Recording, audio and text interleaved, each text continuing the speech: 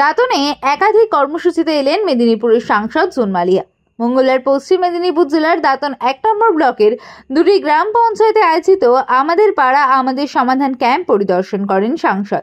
এদিন প্রথমে দাঁতনের শালিকোঠা গ্রাম পঞ্চায়েতে 3টি সাংসদকে নিয়ে আয়োজিত আমাদের পাড়া আমাদের সমাধান ক্যাম্প পরিদর্শন করেন। তিনি বক্তব্য রাখেন বাল্য বিবাহ রোধের বিষয়, পাশাপাশি সোচ্চার হন রেলের একাধিক গাফিলতির বিরুদ্ধে।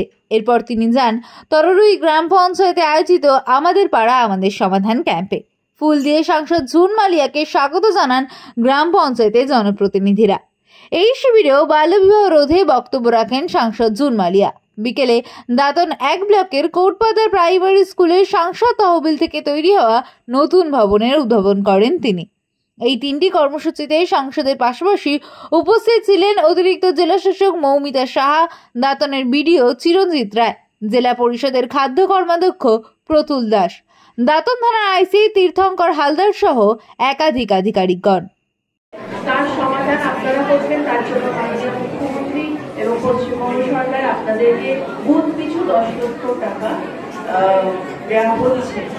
আমার মনে হয় এই টাকার পরিমাণটা অনেকটাই, এবং আপনারা যদি সকলে মন দিয়ে বসে যদি এটার একটা সিদ্ধান্তে আসেন তাহলে খুব ভালো কাজ হবে। ইতিমধ্যে আমি দেখতেই পাচ্ছি যে আমার পেছনে যে 3টে শীট আপনারা এখানে তুলে ধরেছেন এবং আপনাদের কয়েকটা সমস্যা এখানে আমরা অলরেডি চোখে পড়ছে। যেমন একদিকে দেখছি হাইমাস্ট লাইট ICDS এর একটা দেখলাম, এখানেও দেখছি সাবমার্সিবল কোথাও কমিউনিটি শেড বা কারো বাড়ির সামনে একটা পোর্শনের রাস্তা যেটা খারাপ হয়ে গেছে সেটা আপনারা তুলে ধরেছেন।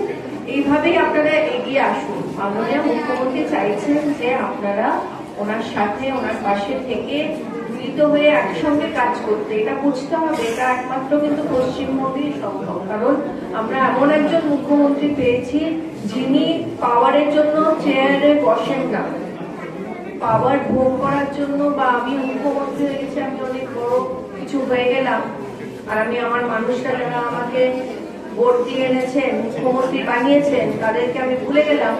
আমাদের মুখ্যমন্ত্রী সেরকম মুখ্যমন্ত্রী নয়।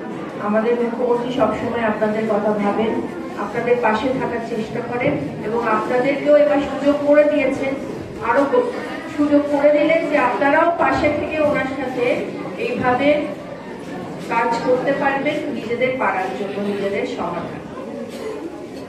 আমাকে